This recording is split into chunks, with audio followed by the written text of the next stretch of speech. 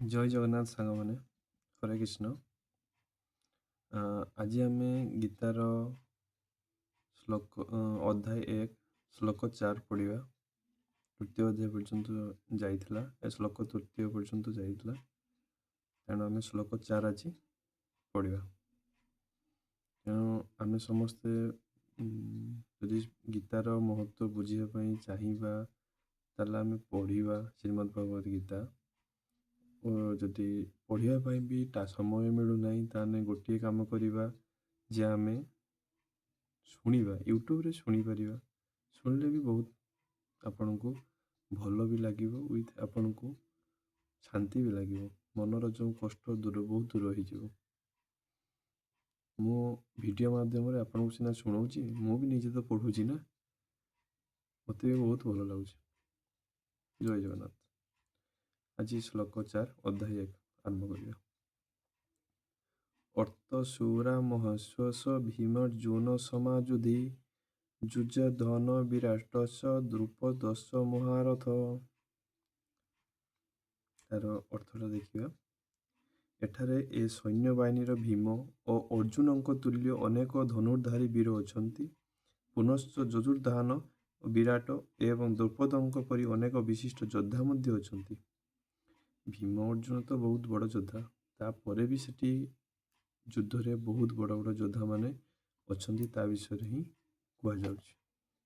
ତାର ଆମେ ଭାବାର୍ଥଟାକୁ ପୁଣି ଆଲୋଚନା କରିବା। ଦ୍ରୋଣାଚାର୍ଯ୍ୟଙ୍କୁ ଯୁଦ୍ଧ କୌଶଳ ଭଲ ରକମରେ ଜଣାଥିଲା ଏବଂ ସେ ଜଣେ ବିଶିଷ୍ଟ ଯୋଦ୍ଧା ଥିଲେ।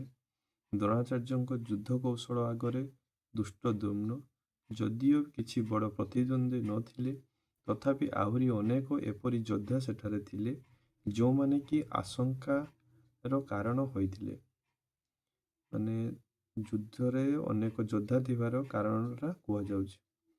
ବିଜୟ ଲାଭର ମାର୍ଗରେ ସେମାନେ ହେଉଛନ୍ତି ବିରାଟ ପ୍ରତିବନ୍ଧକ, କାରଣ ସେମାନଙ୍କ ମଧ୍ୟରୁ ପ୍ରତ୍ୟେକ ଭୀମ ଓ ଅର୍ଜୁନଙ୍କ ପରି ଅତ୍ୟନ୍ତ ଭୟଙ୍କର ଥିଲେ। ମାନେ ଭୀମ ଅର୍ଜୁନ ଯେଉଁ ବଡ଼ ଯୋଦ୍ଧା ତ ସମସ୍ତେ ଜାଣିଛନ୍ତି, ଭିଡ଼ିଓରେ ଇଏରେ ଦେଖିଥିବେ ବା ଶୁଣିଥିବେ କେଉଁଠି, ତାଠୁ ବି ବହୁତ ବଡ଼ ବଡ଼ ଯୋଦ୍ଧା ସେଠି ଥିଲେ। ଏ କଥା ଦୁର୍ଯ୍ୟୋଧନ ପ୍ରକାଶ କଲେ। ସେ ଭୀମ ଓ ଅର୍ଜୁନଙ୍କର ବଳବୀର୍ଯ୍ୟ କଥା ଜାଣିଥିଲେ ଏବଂ ସେଥିପାଇଁ ସେ ଅନ୍ୟ ଯୋଦ୍ଧାମାନଙ୍କୁ ସେମାନଙ୍କ ଭୀମ ଅର୍ଜୁନଙ୍କ ସହ ତୁଳନା କଲେ।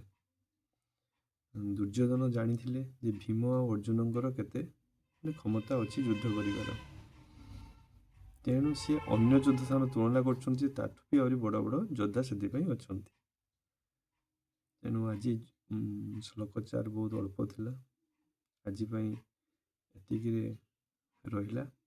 ଶ୍ଲୋକ 5 ଆମେ ପୁଣି ଆଗାମୀ ଅଧ୍ୟାୟରେ ଆରମ୍ଭ କରିବା।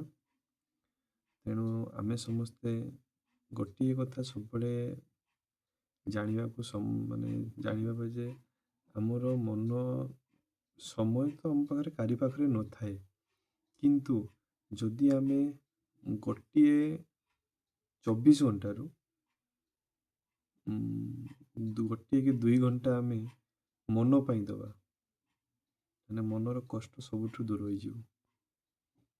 କିନ୍ତୁ ଏଠି ବି ଗୋଟିଏ କଥା ଅଛି ଯେ ଆମେ ତ 5-6 ଘଣ୍ଟା 8 ଘଣ୍ଟା ଶୋଇଯାଉଛୁ, ମନ ତ ବସିଯାଉଛି, ସିଏ ବି ତ ଶାନ୍ତ ହେଇଯାଉଛି ନା। ମନ କେବେ ବସେନି। ଶୋଇବା ସମୟରେ ବି ଆପଣ ସ୍ୱପ୍ନ ଦେଖୁଛନ୍ତି ନା, ମନ ଏପଟ ସେପଟ ଯାଉଛି।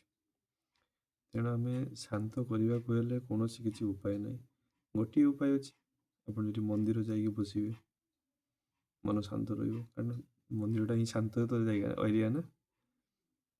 ତେଣୁ ଆପଣ କାମ କରନ୍ତୁ, ଘରେ ରହି ଶ୍ରୀମଦ୍ ଭଗବତ ଗୀତା, କୌଣସି ଠାକୁରଙ୍କ ଜଗନ୍ନାଥଙ୍କର ବାଣୀ ଏଇସବୁ ପାଠ କରନ୍ତୁ। ଆପଣ ଦେଖିବେ ବହୁତ ଭଲ ଲାଗିବ, ବହୁତ ଆରାମ ବି ଲାଗିବ ଆଉ ନିଜକୁ ଶାନ୍ତ ବି ଲାଗିବ, ମନର ସବୁ କଷ୍ଟ ଦୂର ହେଇଯିବ।